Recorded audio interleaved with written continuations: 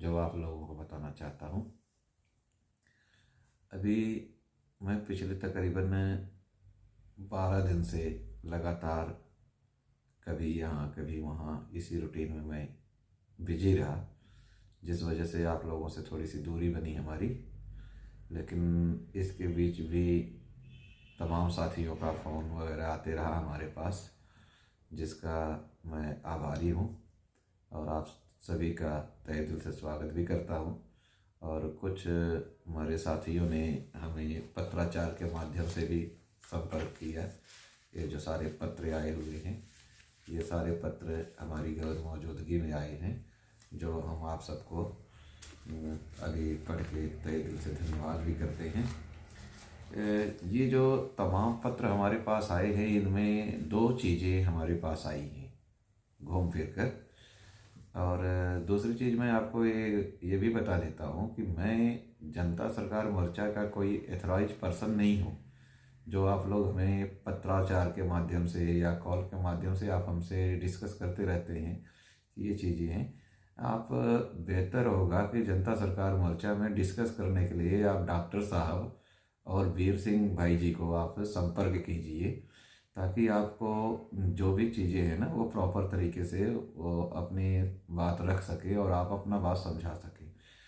आप लोग हमें कॉल करते हो, हमसे जो पूछते हो, मैं सिर्फ आपको एक मोटिवेट कर सकता हूँ, क्योंकि मैं जो चीज़ें मैं प्रैक्टिकल करता हूँ मैं उसी चीज़ों पे आप लोगों को बात करता हूँ।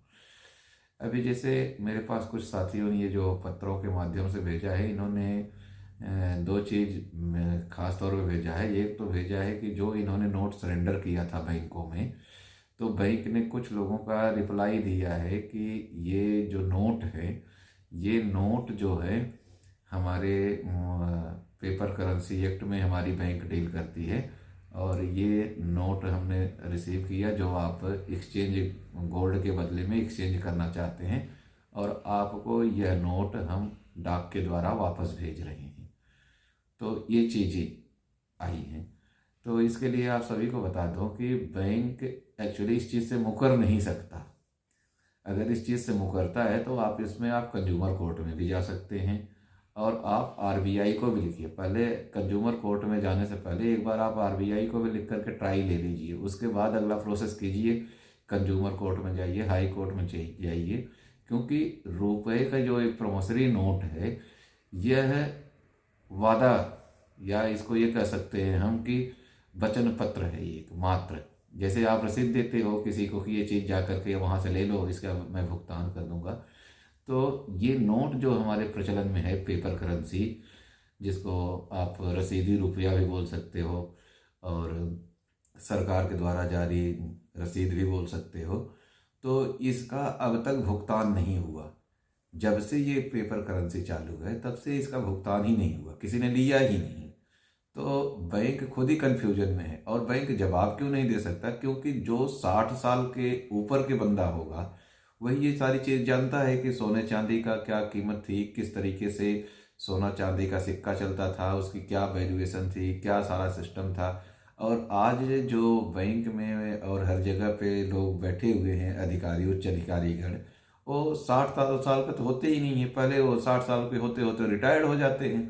तो वो कहाँ से इसका आपको कन्फ्यूजन दूर करें? वो इसीलिए उसी में घूमते रहते हैं। और दूसरी चीज़ आपको बता दें कि जब हम कोई नोट लेकर के मार्केट में जाते हैं, कोई सामान खरीदते हैं, तो हम अमूमन क्या करते हैं कि हम अपना वो पैसे दिए और उसके बदले में सामान ले लिए, यानी हमने तबादला किया उसका, वो भुगतान नहीं हुआ। अगर हम ये सोचे कि हमने वो नोट का भुगतान ले लिया, तो हमारा भुगतान नहीं है, वो तो एक्सचेंज किया हमने। वो क्या कहते हैं, एक्सचेंज भी नहीं कह सकते उसको, बदल लिया। और ये जो है, अपने को जब तक जागरूकता नहीं होगी ना, तब तक आप लोगों को ऐसे ही गरीबी की मार झेलना पड़ेगा। और आपको एक चीज़ और बता देता हूँ कि जो ये बातें हैं ना, अभी कुछ साथियों ने कहा कि भाई ये कोई नहीं, इजेक्ट 2011 आ गया, इसके बदले में मैं अपना पैसे भेजूं तो हमें 1-1 रुपए वाला सिक्का दे दे, 5-5 वाला सिक्का दे दे, 10-10 वाला सिक्का दे दे। तो आपको ये बता दूं कि 2011 में जो कोइन इजेक्ट बना है, उसमें कहीं भी ये नहीं लिखा गया है कि 1934 आरबीआई का जो एक्ट है 1934 और या कॉइनेज एक्ट 1906 इसको निरस्त कर दिया गया है। ऐसा कहीं नहीं लिखा गया है। उसमें सिर्फ थोड़ा सा शब्दों का तोड़ मरोड़ दे करके हमें आपको बेवकूफ़ बनाया जा रहा है कि जो 1906 की करेंसी है, जैसे वहाँ पे लिखा आ रहा था, वहाँ ये 3 अक्षर लिखे जाएंगे, बदले जाएंगे। उसमें ये नहीं कहा है कि ये धातु बदला जाएगा, यानी 1906 वाल से लेके 1911 के बीच के धातु बदलने का कोई उसमें वो पैमाना नहीं दिया है। उसमें ये दिया है कि जो करेंसी होगी उसके ऊपर 2011 3 चीज़ बदली जाएगी। कॉइनेज एक्ट 2011 का उसमें सिंबल दिया जाएगा।